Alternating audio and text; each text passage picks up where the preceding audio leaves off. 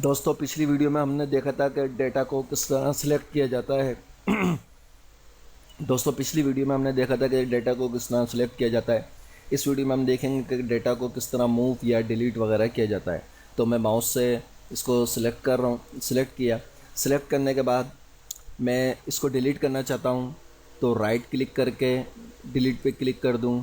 तो ये पूछ रहा है shift cell up entire row entire column.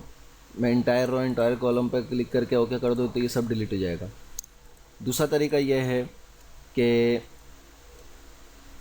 मैं दूसरा तरीका यह है कि मैं कीबोर्ड से डिलीट के बटन को प्रेस कर दूं, तो बग़ैर इसने मुझे पूछे, बग़ैर अलर्ट के इसने सारा डाटा डिलीट कर दिया। लेकिन मैं कंट्रोल जेड, जो कि वर्ड में मैंने बताया था, कंट्रोल जेड से मैं वापस इसको लेकर आ गया हूँ।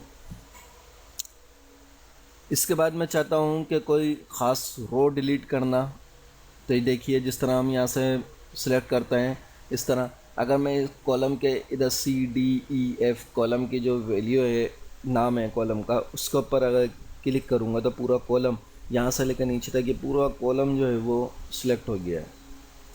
इस तरह रो पे अगर 7 8 6 इस पर क्लिक करूँ नंबर्स पर, तो ये देखिए कि ये पूरी की पूरी रो सिलेक्ट हो रही है। अगर मैं इस रो को डिलीट करना चाहता हूँ तो राइट क्लिक करके डिलीट के ऑप्शन पे क्लिक करूँगा, डिलीट हो जाएगा। कोई कॉलम मैथ का सब्जेक्ट इसमें से रिमूव करना चाहता हूँ तो ये मैंने यहाँ से डिलीट करा, राइट क्लिक करके डिलीट हो जाएगा। ठीक है, मैं इसको अब मूव करना चाहता हूँ। ये तो हमने देख लिया कि डिलीट कैसे करते हैं। अब मैं मूव करना चाहता हूँ। डेटा सेलेक्ट करा, यहाँ से मैंने इसको कट करा और जहाँ मैं इसको पेस्ट करना चाहता हूँ, यहाँ पेस्ट करना चाहता हूँ, राइट क्लिक करके पेस्ट करा, पेस्ट यहाँ आ गया।